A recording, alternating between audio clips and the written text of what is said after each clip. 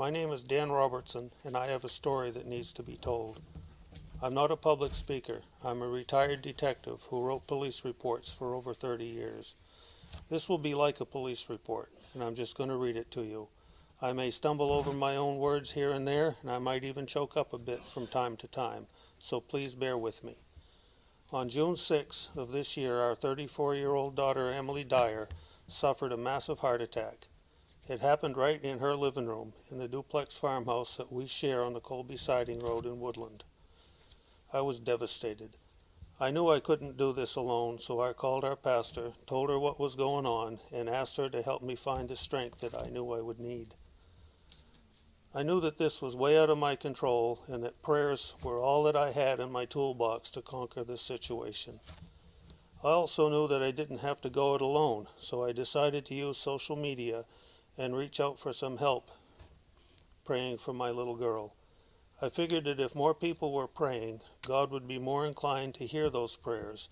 Thus, He would be more inclined to answer them. On June 6 at 3:46 p.m., I made the following post on my Facebook page. If anyone on my friends list can spare some prayers, we really could use them about now. That initial post generated 149 reactions, 238 comments, and things just snowballed from there.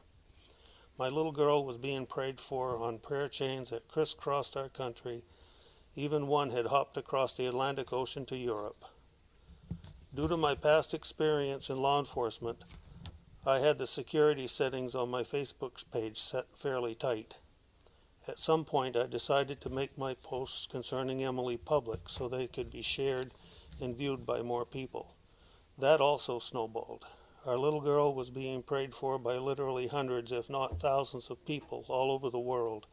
And you know what? God heard us, and more importantly, He answered us. Later, a doctor and several nurses told us in plain English that Emily should not have survived. A cardiologist told us that everyone who was involved in the chain of events that got our daughter from our home in Woodland to Mass General Hospital in Boston made the right decisions, took the right actions at the right time. The reason that Emily was alive is not just one miracle, it's lots of them. The first link in that chain of events was when her 4-year-old son Amos did as he was asked by going upstairs to wake up his dad to come help his mom. For those who are not familiar, in their front hallway just past their stairway is a door that leads to our part of the house. On our side of that unlocked door, which is only about 8 or so feet from the foot of their stairs, were some of Amos's favorite toys, a TV set, and his Gamma and Papa. God led that little boy around the corner and up those stairs rather than through that door. I truly believe that had Amos come to our part of the house instead, he could very easily have forgotten what his mission was. His father uses a CPAP machine as a very sound sleeper, but little Amos persisted and did what his mom asked him to do and woke his dad up. Emily later told me that she has sent Amos upstairs to wake his dad up before, so it was no surprise to her that he did it. I'll give her that, but this time was different. Whether he knew it at the time or not, our little 4-year-old grandson saved his mom's life. He's a true hero, and in my eyes, he's a superhero. The second correct decision was jointly made by my wife and our son-in-law. That decision was to not call the ambulance, but to have Marshall drive Emily to the hospital himself. It took them less than 6 minutes, rather than waiting an additional 10 minutes or so for the ambulance to arrive from Caribou. Emily was quickly evaluated at Cary Medical Center in Caribou, given some medication, and flown to Bangor.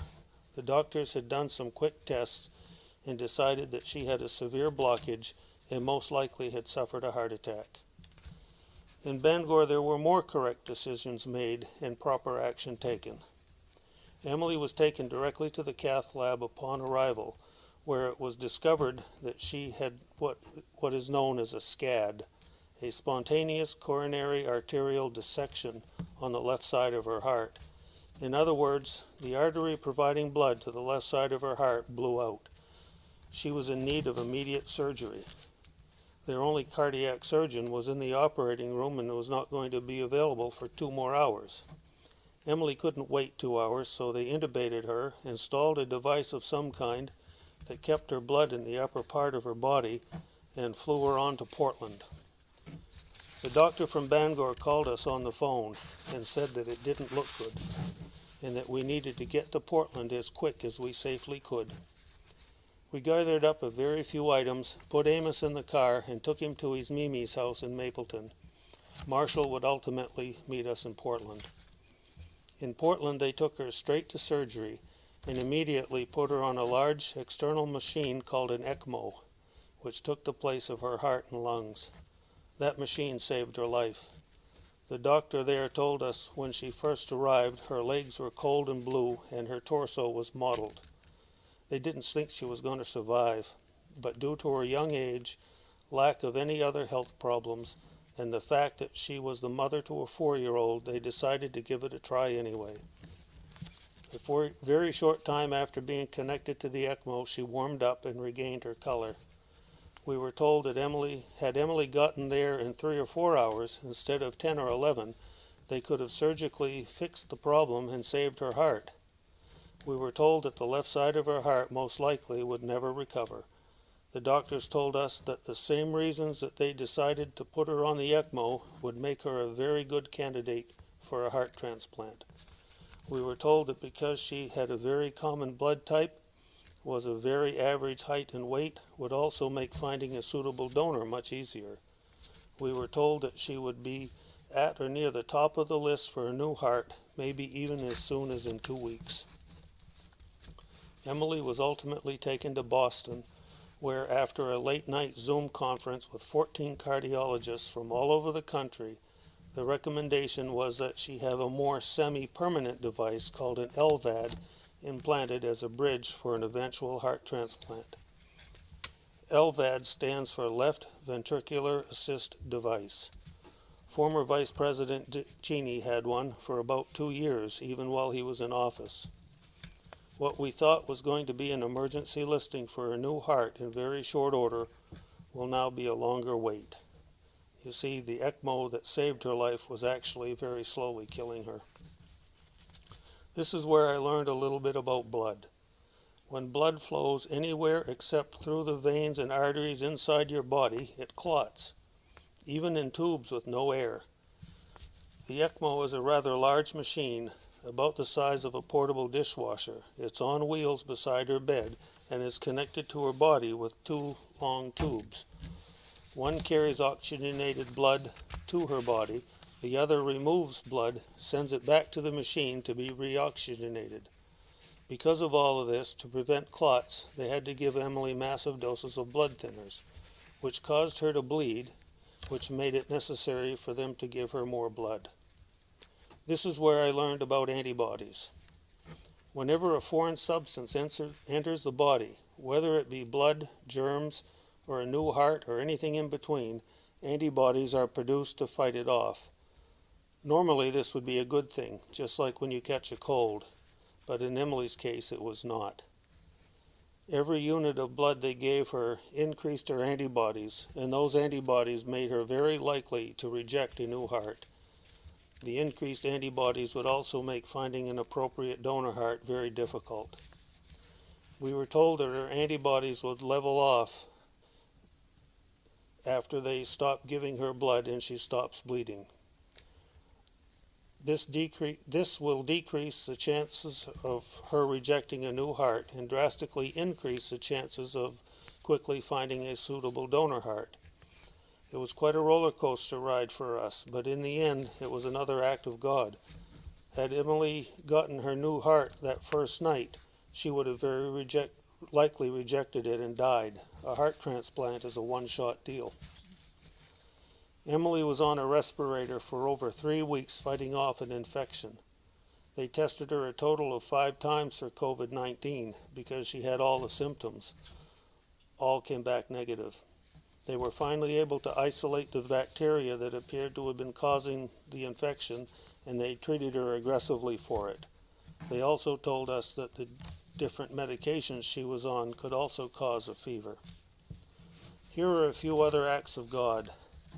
Remember that second link when Marshall drove Emily to the hospital?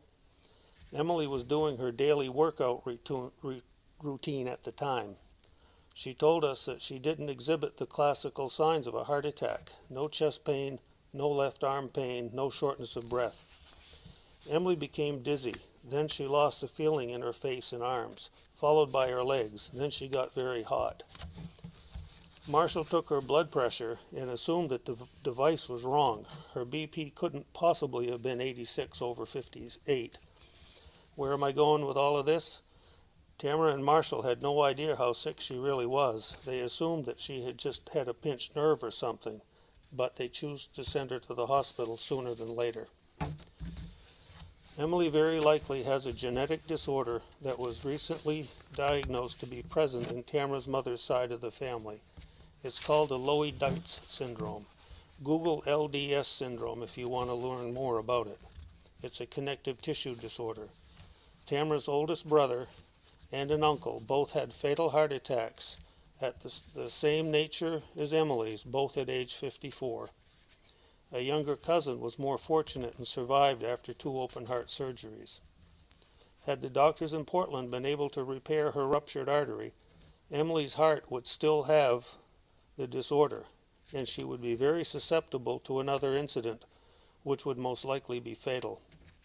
Her new heart won't have that disorder, even though the rest of her body would. Here's another time that God intervened. In Boston, just 15 minutes before being taken in the elevator to go to another room for a test, Emily pulled her breathing tube out. She managed to do this while her arms and hands were restrained and while she was under sedation. They were able to put it back in place in short order with no issues, but only because there were several doctors present and they were not in a cramped elevator. Like I already said, this whole course of events started on June 6th, and Emily is still alive. I'm totally 100% convinced that God has other plans for her. Like we were told by the doctors, she should not have survived the initial event, let alone everything else. Our niece started a GoFundMe account to help with expenses. That is taken off and is another godsend, for which we are very appreciative. People are also holding fundraisers and making deposits into our bank account on almost a daily basis. We started out in a Boston hotel where we could see the hospital about 400 yards away. We had to pay for laundry services and it had no kitchen facilities at all. All of the restaurants down there were still closed to dine in due to COVID-19, so we were limited to takeout and what we could be heated up in a small microwave that my nephew had provided for us. My sister-in-law then found us an apartment right across the street from the hospital. It was very expensive in my eyes, but it was still $18 a day cheaper than the hotel was. I'm told that the rates we were paying were very reasonable for the area, $200 a day. We had to contract in 2-week blocks. That's $3,000 at a time, plus $15 a day to park the car. The apartment had 2 bedrooms, 2 bathrooms, a full kitchen with a dishwasher, a washer and dryer, 3 televisions, Wi-Fi, and on top of that it was air conditioned. There was a grocery store and a CVS about 3/4 of a mile away and a little deli and convenience store that was even closer. Our son provided us with a baby stroller to carry our groceries in, and that even gave us an edge in the crosswalks. COVID was still a big concern down there, which is why we were not staying with our son. He lives about 10 miles west of Boston, but they have 2 small children, and we just couldn't take the chance of passing anything on to our daughter or to them. Seth did take our car to his home, which saved us a great deal of money. It's not like we were using it. Tamara put it best in this post on her Facebook page. I want to share just how awesome a God we serve. Dan, Seth, Susie, and I met with a cardiologist friend of theirs last night to help us navigate some of the medical terminology. He told us that when a patient has a dissection of their left main artery, which is what Emily had, they don't normally make it even to the first hospital. They die almost instantly at home. If you are doubting that there is a God, I hope and pray that you will reconsider, because there is one, and he is very much alive and at work in our lives. Do you believe in omens or signs? I sure do. I'm a person who needs reassurance. In the early morning hours, while we were in the hotel room in Boston, I asked God for a sign that he was listening. That very second, a backup alarm sounded somewhere in the neighborhood and then stopped. I prayed, if that's you, God, please tell me that my little girl is going to be okay. That very second, the alarm sounded and stopped again. This time it was a little further away. I then prayed, I'm going to accept that as a sign. Thank you, God. And that very second, the alarm sounded and stopped a third time. This time it was quite faint, but it sounded nonetheless. That was God saying, you're welcome. I didn't hear the alarm again that night. Backup alarms will always have a different meaning for me now. Our nephew who bought us the microwave had asked me if there was anything else that I needed. I asked him for a large print Bible as I had left mine at home. I'm getting ahead of myself a little. Our nephew works at the East Point Christian Church in South Portland. We had called him and asked him to go be with Emily because we didn't want her to die alone. He met Emily at the hospital and then prayed with me when we arrived in Portland. He quoted the first few verses of Psalm 40. He said it was one of his favorites and it fit our situation quite well. It goes like this. I waited patiently for the Lord. He turned to me and heard my cry. He lifted me out of the slimy pit, out of the mud and mire. He set my feet on a rock and gave me a firm place to stand. I was in the process of reading my Bible at home from cover to cover. I knew that I had left off somewhere in Psalms, but really didn't remember exactly where, so I decided Psalm 40 would be as good a place as any to start. I had finished reading Psalm 68 when our son-in-law bought my own Bible down to me after one of his several trips home. I wanted my Bible because it had large print. When I opened my Bible, I found a page marker on Psalm 69. Coincidence? I don't think so. I'm taking it as another sign from God that he was listening. Again, during the very early morning hours in our apartment on June 26th, I found myself wide awake worrying about my daughter. See, she had been very anxious about needing to go back on the ventilator and have that tube stuck down her throat and having them tie her hands up again. She also didn't like the feeding tube that was in her nose. I worried because she's going to have to do it all over again when it comes time for her transplant surgery. I also worried about finances and our living arrangements. The apartment was wonderful, but it was also very expensive. I worried that Emily will have to present herself within a very few hours when the call comes in for her new heart, and we live almost 8 hours away. And then there's little Amos living without his mom. Then, out of the clear blue, I heard a very loud backup alarm. It sounded like it was right outside my bedroom window, and our apartment was on the 5th floor. Okay, God, I get it. I'll just leave it all for you to take care of, just like it says in the Bible. I rolled over and went back to sleep. Oh, and all of those things that I was worried about, they all took care of themselves within the next few days. I made a deal with God shortly after hearing the backup alarms at the hotel room. I told him that if he would see fit to give me my little girl back, I would stand up and tell this story to any group who wanted to listen. This whole situation is proof positive to me that God is real, God listens, and God answers prayers. God held up his end, and I'm holding up mine. There are just too many miracles here, too many links in that chain of events, too many signs from God for this to have been anything other than an act of God. God is the only reason that my little girl is still alive. I'm going to close by quoting Tamara's Facebook post again. If you are doubting that there is a God, I hope and pray that you will reconsider, because there is one, and he's very much alive and at work in our lives. Thank you, and may God bless you. Tonight. My name is Greta Martin, and I'm a producer and host of the television show America, The View from the Top, who has been on the air for 18 years. And you can find me on YouTube, but you can also find me in Maine, too, if you get Time Warner I'm sure you could ask Chaz how that goes. I'm sure somewhere we are seen all the way up to Holton, I think. So I was interested in your plight that you had, and it's a very interesting story. So do you think you'd like to give us the beginning of what happened to you? You're a young mother, you're 34 years old, you have a 4-year-old son and a husband, Yep. and you were living life very well and no problems until one day something happened to you. Yeah, so like you said, I don't have any health problems. I mean, I have a thyroid condition, but nothing life-threatening. But on June 6th, I had quite a massive heart attack. And I was exercising at the time, and I sent my 4-year-old upstairs to get my husband, who was still in bed because it was like 7 o'clock in the morning. Because my face had gone numb, like I couldn't feel my face, and then I couldn't feel my arms. So somehow I got to our couch and sent my son up to get my husband. And when they came down, they went to get my mother, and we ended up at the local emergency room. That's where things start to get a little spotty.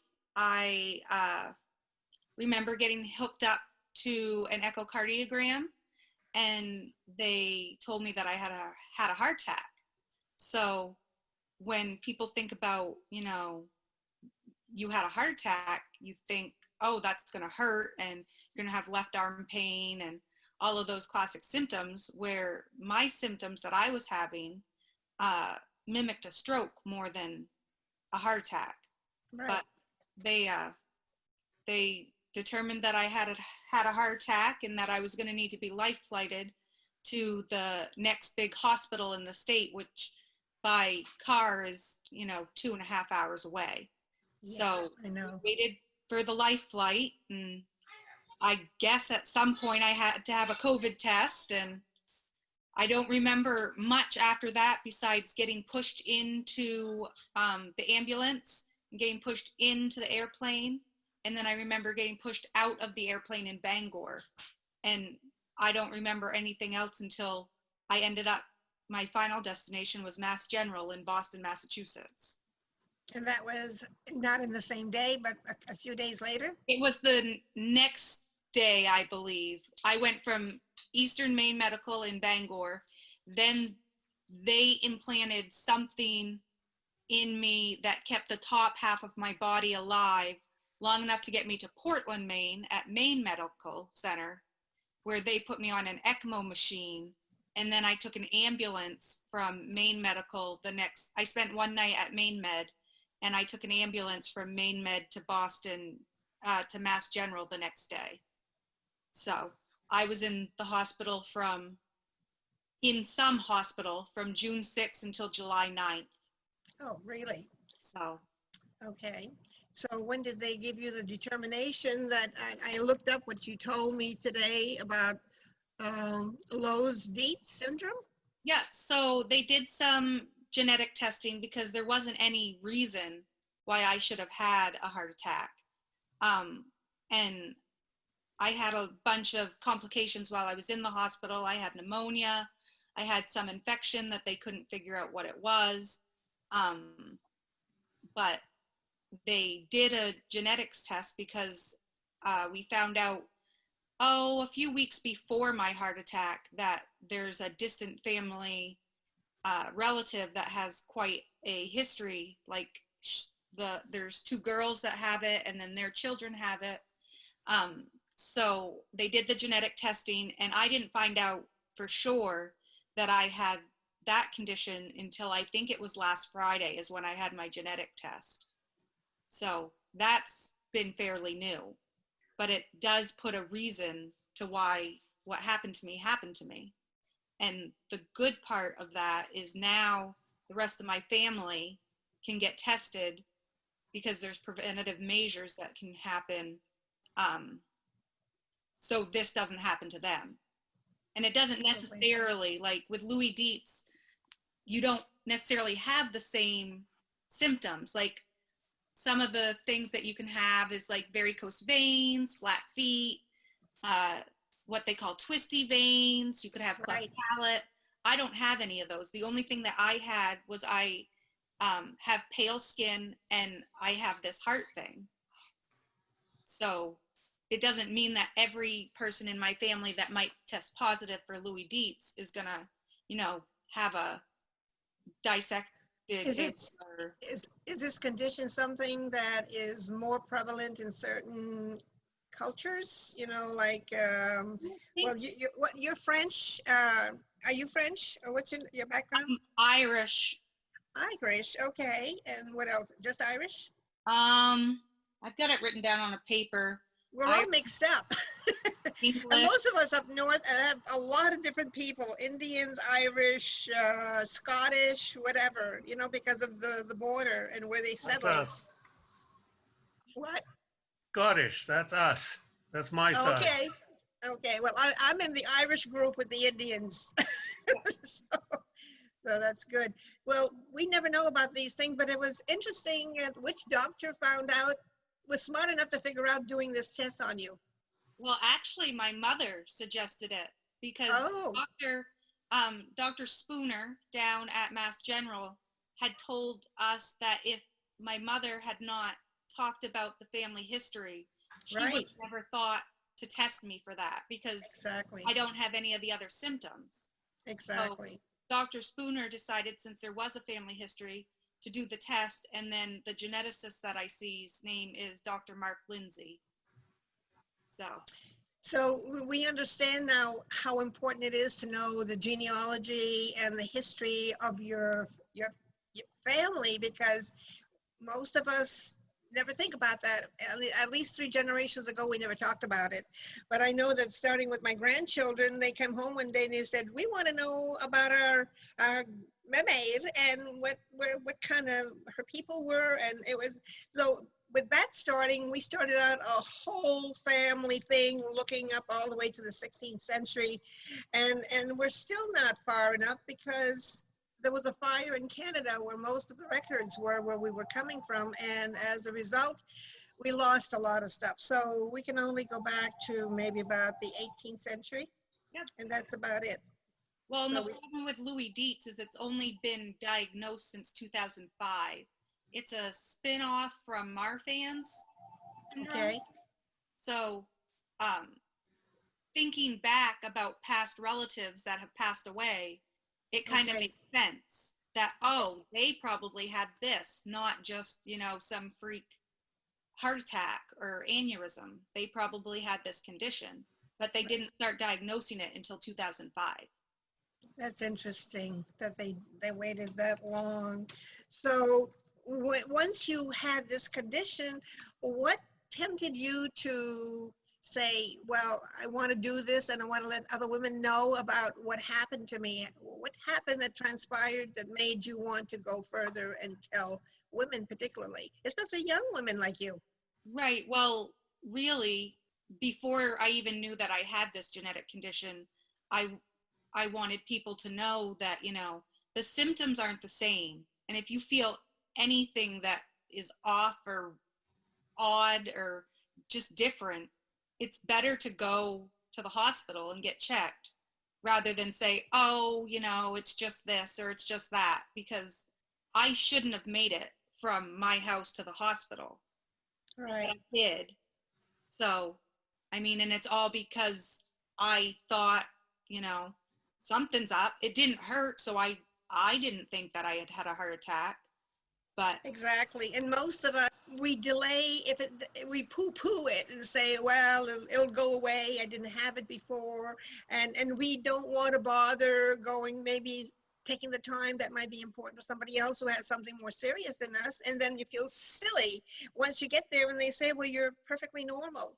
It's not something, I know the people up north, they don't want to go to doctors, they don't want to do anything that will find a problem, probably, like my mother and father never went to the hospital for anything, and when they did, they had major things going on, so that was the end of that. But people, back when I grew up, we had one doctor for 5,000 people, and he did everything. And he knew, he was diagnostic, and he knew what to do and not to do. And then, being that I had an Indian grandmother, she would go in the woods and she would get herbs and she would make stuff and give it to us. And we never went to the doctor for anything. You know, we were taking care of ourselves.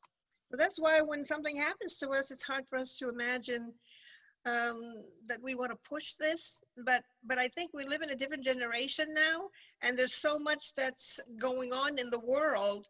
I think we need to be much more careful, and more educated too, as to what it might or could happen. You can't leave that, you know, like you can't leave it that you won't let it happen. But in your case, you're doing good so far, right? Yep. And the other, oh, my son's talking to my father. The other barrier about people not wanting to go to the hospital is, like, I have fairly good health insurance, and the copay, if you're not admitted to go to the ER, is $500. Oh my goodness, that's not good insurance. I wouldn't have, if I wouldn't have gotten admitted into the hospital, and you know, it was just something weird that had happened. There's a $500 bill just to check to make sure.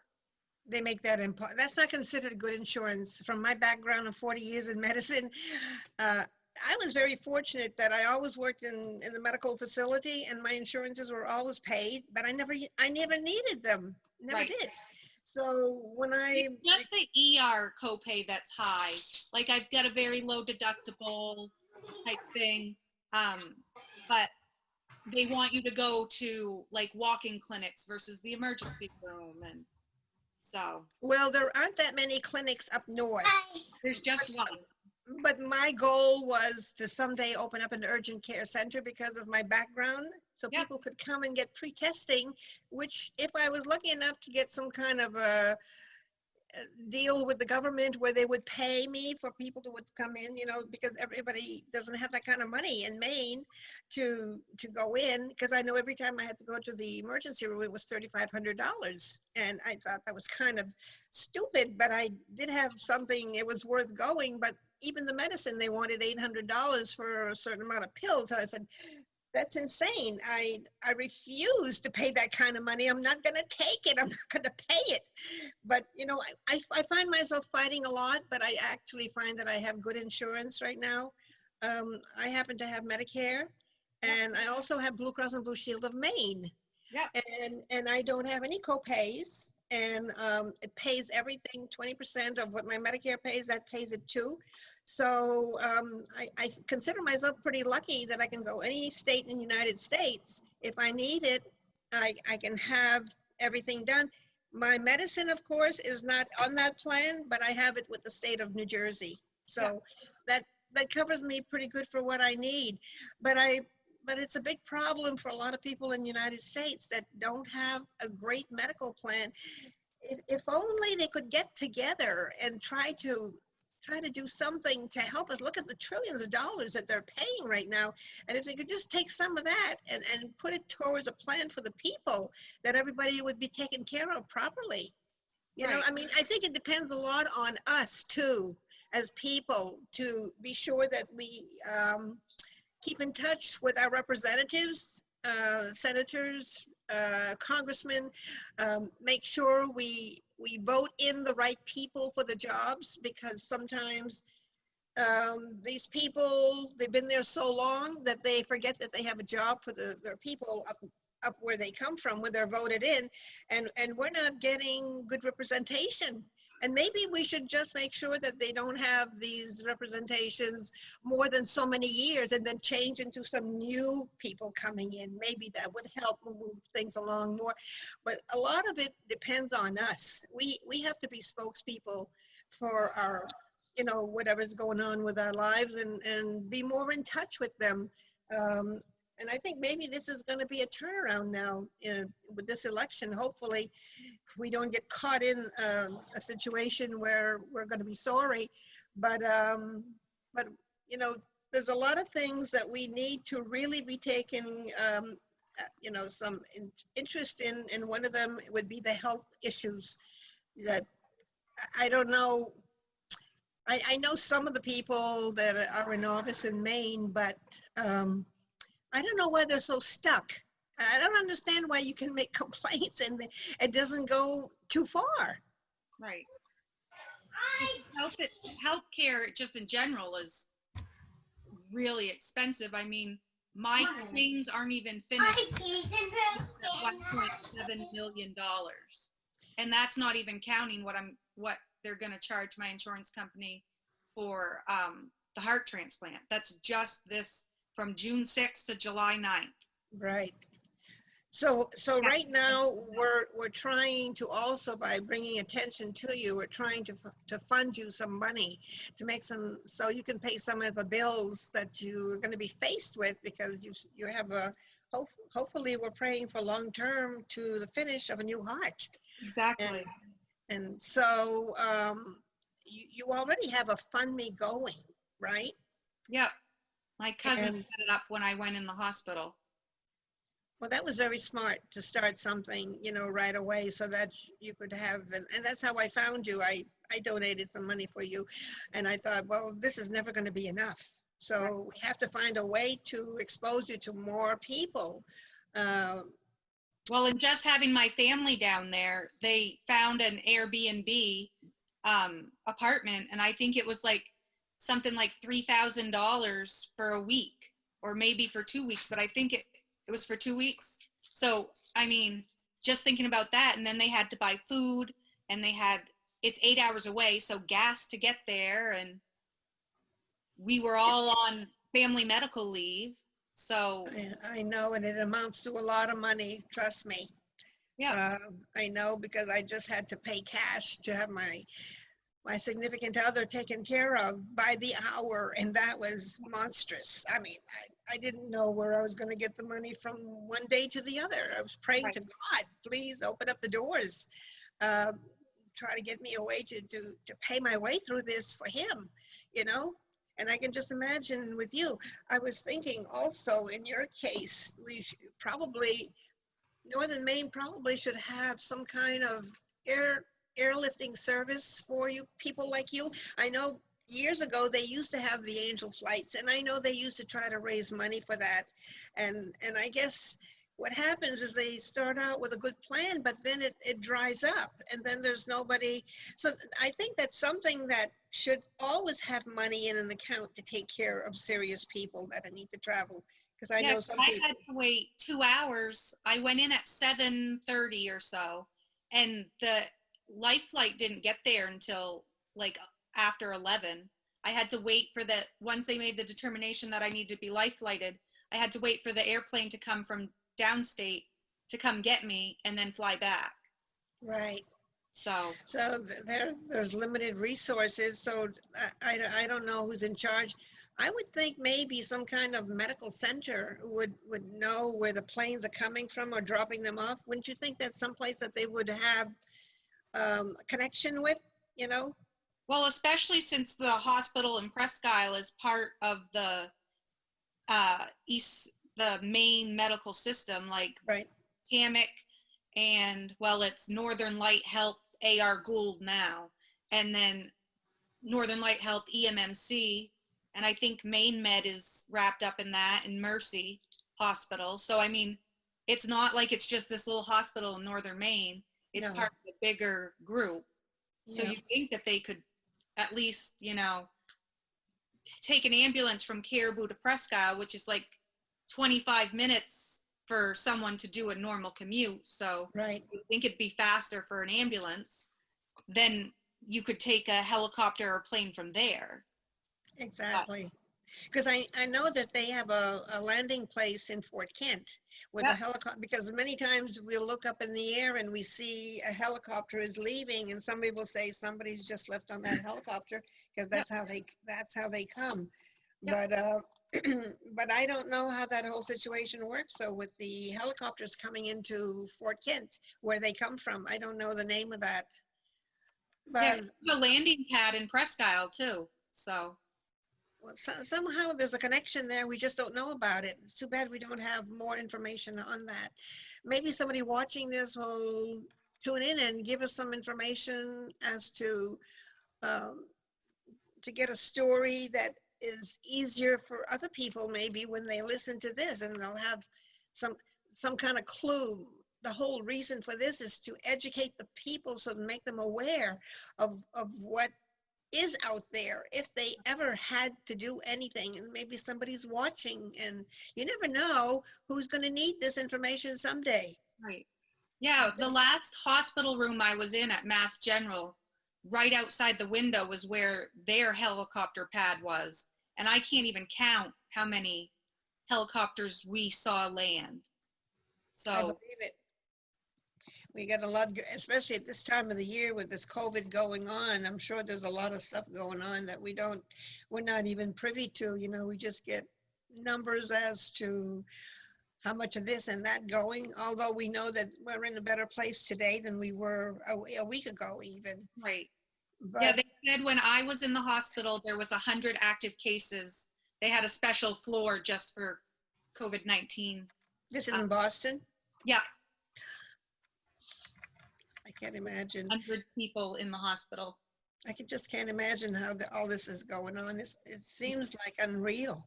They tested me 5 times for it because the symptoms that I was experiencing from my pneumonia were mimicking COVID, but they never did figure out what infection I had. They just treated it with some really high dose antibiotic, but they tested me four times there and 1 time in Caribou. Well, it's a good thing that whatever you had, it got cured on its own probably, because I'm allergic to all antibiotics. So you can't give me anything because I'll blow up like a balloon. Yeah, I don't remember any of the COVID tests, luckily, but I did have a NG tube, so a feeding tube that goes through your nose, and I do remember that, and I don't ever want to do that again. I understand. It's terrible. They say those respirators are horrible situations. And I was on a ventilator for 3 weeks, so. Oh my goodness. So you've really done your time on this whole thing, and hopefully the world knows that you're a strong person, you have courage, and you have faith that you're going to get through this. And what you're looking for is for other people to have the same faith and help you financially get through this big deal, because it's not something you can handle on your own. And, you know, like they say, it takes a community to help each other, because one person alone cannot do it. And this is why I'm praying to the Lord as he listens to us talking about this story and sees our need, that he will send us some blessings, because faith is what has gotten you this far. I know your father is very religious in thinking, is very powerful the way he thinks that the Lord has done this, but he's going to get you, got you this far, and he's going to get you to the end of it too. And so with his courage, and it's powerful for you to know that your father and mother are there fighting for your life and praying all the time. Yep. Because I do believe in the power of prayer. I do believe it. And I think the world could use more prayers, you know, and maybe at the time that somebody sees this show, maybe somebody will say a prayer for you. And if they can't give you some funds, send a prayer, you know, make it a prayer chain from this part of the world to the other part of the world. And maybe that's going to be what's going to get you through, because I believe you're going to make it. And I wouldn't be doing this if I didn't think you couldn't, because I can see just by talking to you and talking to your father. I haven't met your mother yet, but I know that you believe you will get through this. And that's something, is a testimony to the world that prayers do work. Yep. Yeah, I've made it this far. I don't plan on not making it farther. No, well, you will, because you're too young, and you have a purpose to have this right now, and it's a purpose for you to be talking about this to me, and also other young women, that you feel, don't be afraid to go out there if you think you have something wrong. You know, The money sometimes is difficult, but you know what? It's you can spend $500, but I mean, in the end, somewheres it'll come and it'll be paid. Right. That shouldn't stop anybody. I mean, they spend a lot of money on things that are probably useless sometimes, but something like this that's important, Right. we've got to take the chance. You've got to feel that you're worth at least $500. So what if you go and Yeah, and I know. different? And yeah, I just wish there was some way to put in a special fund for people who like don't have the opportunity to be able to pay some of these bills. There should be a way. I don't understand. I'm not into that part of paying bills for medical bills, but there must be somebody somewheres out there that knows how to get this done, you know, especially for people who need it desperately. You need somebody who's going to fight for you, you know, to be able to get these things. Luckily, the local hospitals, at least here in Aroostook County, Maine, up here in the middle of nowhere, they do have sliding fee scales. So I mean, That's good. they do work with you, and that you can do payment plans and all of that. But when you And of course, you're young and $1 million, you're going to pay for the rest of your life. well, that doesn't mean very much anymore. I mean, money is money. And the way the government is doing trillions of dollars, we can't even figure out how many numbers that is anymore. What would be this little bill, right? This was just a drop in the bucket. Right. Oh my goodness. If only we would have some of those politicians with us tonight so we could get into them. So I'm going to start cardiac rehab on Monday. So. And what exactly is cardiac rehab going to do for you? What's it going to be? It's like physical therapy, but they hook you up to a heart monitor because it's a little bit more intense than just your regular physical therapy. Like they have a treadmill that you'll walk on. They have stair steppers. They have a hand bike. They have a exercise bike, and it's to get your heart and your muscles built up, because what I need to do is I need to try to get as close to what I was before my heart attack. So when I go back to have my transplant, I'm stronger. Exactly. That's the difference. Like the rehab or the recovery from the heart transplant, from what the doctors tell me, is I might be back to work in 2 weeks after my heart transplant, because I'm not going to be sick when I go into it. Exactly. So that's amazing, isn't it? Yeah, like they said that you're usually on the ventilator for no more than 3 days.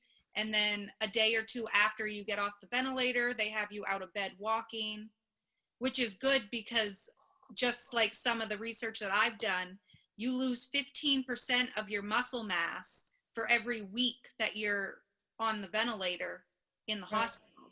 So I'm glad that I was doing those home workouts, because if I would have had the heart attack, 3 months prior, I hadn't started any of that. So just thinking about what I would have for muscle left, because that's 45% of my muscle mass for 3 weeks a day, or the 3-week ventilator. Right. But once I could, it really started turning around for me once I could eat. Once I got the feeding tube out and they made me pass a swallow test. Once I could eat, I could get out of bed. They were having me walk around the floor and all of that stuff. So everything started to get, most of my progress was in the last week to week and a half that I was there. Now, do they give you special foods or proteins or something to build you up? Or you must have some kind of a menu that's going to help you get stronger, right?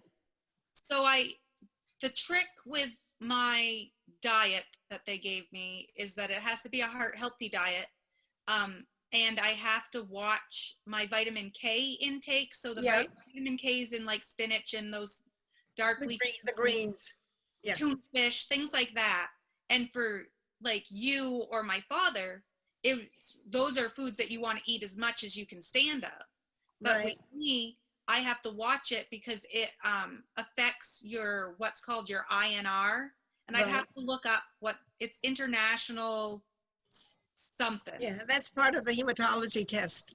Right. INR. So every 3 to 7 days, I have to test my INR because your blood, when you have this LVAD device that I have, your blood has to be thin enough because you don't want it to stick to the tubing that's in there and clot. Right, to clot, But yeah. it has to be thick enough so if you accidentally nick yourself, you're not going to bleed to death. Right, exactly. You Yeah. need to be able Okay. to have some clotting. So I'm supposed to limit, red meat, and my salt intake can only be 2,000 milligrams a day.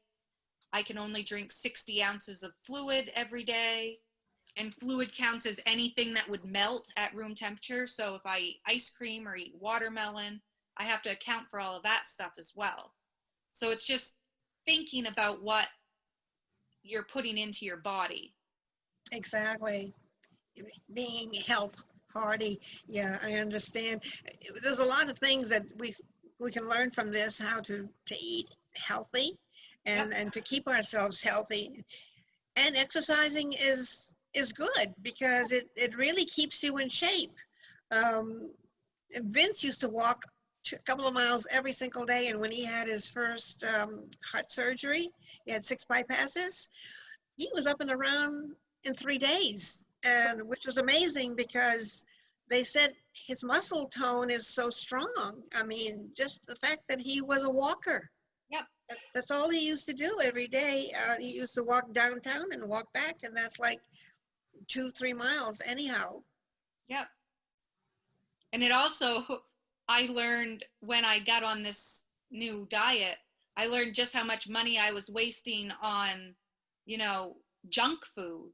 Like I'm sure. I work, what I do for work is I work in people's homes with children birth to 3 that have developmental delays or disabilities. Right. So it wasn't anything for me to eat McDonald's, 3 times a week because that's what I had time for.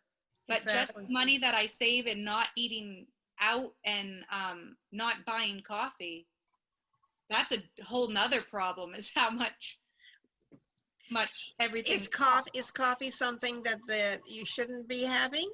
So with my LVAD, I'm allowed to have coffee, but like I said at the very beginning, I have a thyroid condition. I have hypothyroidism.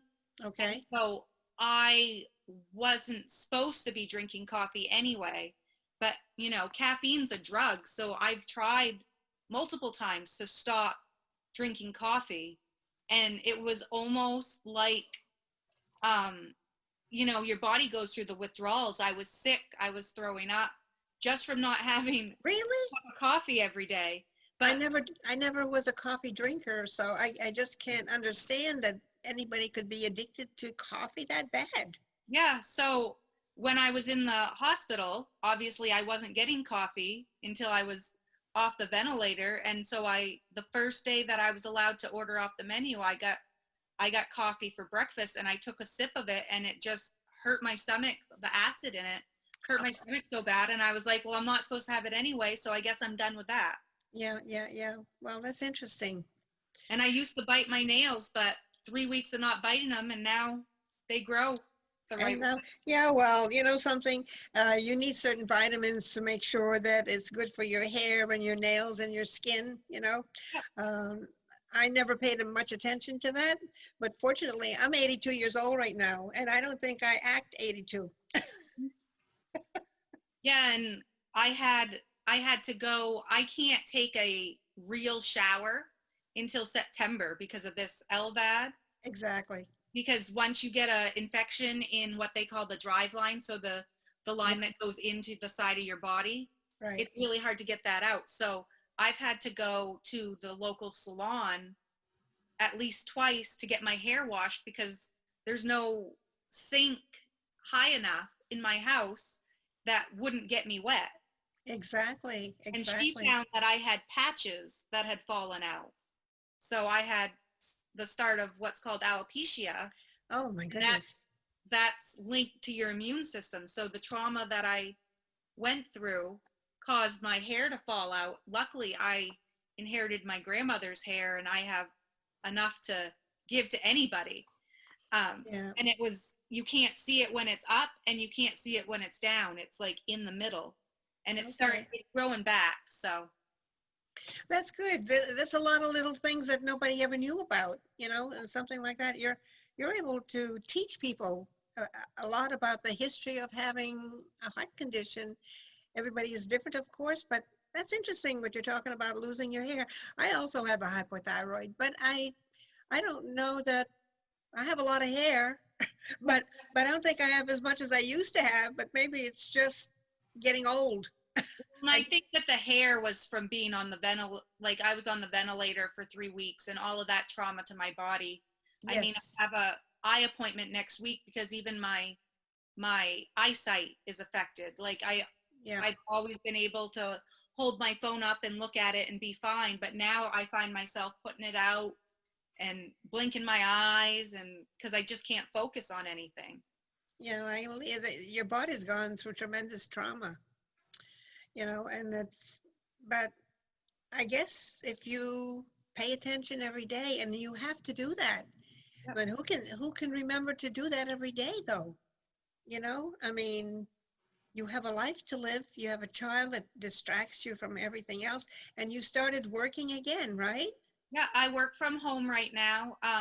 I just got my letter yesterday that will allow me to go into the office, but until I get my transplant, typically we go into families' homes No, and you do shouldn't. graduations and meetings. I'm going to be doing all of the meetings over Zoom because I can't take the risk of, I work with children with disabilities, so I can't take the risk of a child, on the autism spectrum coming over and pulling on my cord. Oh, no, Because no, if they pull no. that cord out, then we have a really big problem. No, you shouldn't, not until you're 100% ready to do it, because you have to take time for yourself right now. And it's good that they're allowing you to do some of the work from home, so that way it makes Well, it and easier. because of COVID, that's all that Yeah. we're allowed to do. But starting in the school year, Governor Mills has listed all of the counties in Maine as green. So we'll be going back to the offices. And I'm a manager at Child Development Services, so it's going to be, easier for my team if I'm there. And I have an office that's my own, so I can shut the door and social distance. And because now, like, I was cautious before all of this happened, but now I have to be even more cautious, because if I got COVID, it would be a lot different than if I got COVID back before my heart attack. Exactly. Reached the group that, you really don't want to get COVID. No, absolutely not. It's hard to imagine that a virus is still out there and you could probably still get it, because somebody could be carrying it and they don't even know that probably they have it. It would be a good idea if we could get everybody tested, but there's so many false positives that can happen along the way, and that's not like real security. That's you always have to wonder if this is going to be safe enough. And for you have to take the opportunity to keep yourself as safe as you can, and nobody should I have to ever doubt that. come to the decision. My son is 4 years old. He's supposed to start preschool on the 31st of August. Do I send him? Do I risk sending him to bring something home to me? No, I don't. I think until you get yourself, with your new heart, and you get yourself good, I think you could probably teach your child at home. Right. That would be the safer thing, because you really don't want to get exposed to the rest of the people, because sometimes people, as careful as they can be, they might let their guard up one time, and that might be the wrong time that they will do it. So you can't be safe enough. I would, myself personally, I would just make sure that you do everything you can from home and keep yourself on a good diet, do your exercise. You have plenty to keep you occupied. And I'm wondering, how do they know how many antibodies, if your antibodies are going down, because you did get some blood transfusions? And when is it going to be safe enough to know that you're ready for the new heart? So I had a follow-up yesterday, and they resubmitted my application for transplant because the first time they submitted it, it got declined because they decided to do the LVAD instead of go straight to heart transplant because of how sick I was. But the doctor explained to me yesterday that even though my antibodies are high, that doesn't mean that I can't be on the transplant list. Okay. I guess that, like, say there was a heart available in Texas. If you have low antibodies, then Massachusetts could accept that heart all the way in Texas because chances are it's going to be okay and your body's not going to reject it. But when you have high antibodies like I do, it needs to be geographically closer to Massachusetts, Right. because they have to be able to get the donor's blood sample, and there's a sample of my blood somewhere at Mass General Hospital, and they mix them together to see if I'm going to reject it or not. Right. So that lessens the pool of hearts that I can choose from. But I know. they still are hopeful that before the end of the year or the very beginning of next year, that I'll be all done with all of this. That's a great thing to look forward to, isn't it? Yes. 2021 is going to be a wonderful. Be better. Oh, it can't get any worse than it is now. No, I understand. I mean, I lost somebody too this year that, makes it difficult even for me to want to be able to travel. I have to go up to Maine sometime as soon as I get settled down here. But in the meantime, this is a wonderful opportunity that Zoom has come to my aid in trying to get more of my shows on the air to let the universe hear about what is needed out there. So I'm hoping when I get to Fort Kent, I'll have a chance to meet you in person, and you'll be way ahead of yourself. And maybe we could just have a little lunch or something together to go out and enjoy. What kind of drinks are you allowed to have? Juices? I only drink juice and water right now, but that's my choice. Like, they tell me that I can drink soda if I wanted to, and I can have alcohol if I wanted to, but it's just not worth it. I mean, once you are lucky enough to live through what I've lived through, you don't want to do anything to screw it up. No, I understand that. Now, after the transplant, I might be okay in breaking my diet a little bit and eating Lakeview's wings. Because those when you say Lakeview, are you talking about St. Agatha's Lakeview? Yeah. Oh my goodness, you go to that place too? Before COVID happened, it was almost like it was at least once or twice a month we would go up on their wing night, because we're only like 40 minutes away. Oh, that's it? That's right, they're in the middle. Yeah, and they taste so good that I would have drove an hour to get them. Oh, so. I know, it's wonderful. I remember when that place opened up. That's a long time ago. I remember a lot of things about the history of that area. Now, the Babin store that's down in St. Agatha, that's my sister-in-law, my brother-in-law, and her son, Gary, that runs it now. Oh, okay. And so he brings in beautiful lobsters. And so what I do is, I can't eat it because I'm anaphylactic to lobsters, but I buy it for anybody else. I'll ask him to put them aside. I pay for it, and I send it to my brother and my sister-in-law that lives in my house in Fort Kent, because they love lobster, and they can't always get there. They won't do it on their own. They won't spend the money for it, but I feel like I need to treat them because they're so good at taking care of my property, and I haven't been there in 2 years. Because I had some things that happened down here, and I couldn't get back. I had a flood in the cellar, and they had to $100,000 of damages, and I had to rebuild it. And oh my God, the last 2 years, 18, 19, and 20, I have been up to my ears in reconstructions and a lot of stuff. So I need a break. Exactly. 2021's got to be better. I know. Well, it's wonderful to be with all of you, and I'm so thankful that God has given us this time to be together and to enjoy the moments and to learn more about each other. And we'll continue to pray and to be strong and to believe that Yep. this is just a stepping stone to the next part. And God bless you all. I say my prayers for all of you, your lives and your hopes and your dreams and your heart, the heart that most of all want for you, Emily. We love you. Thank you. Thank you so much. You're quite welcome.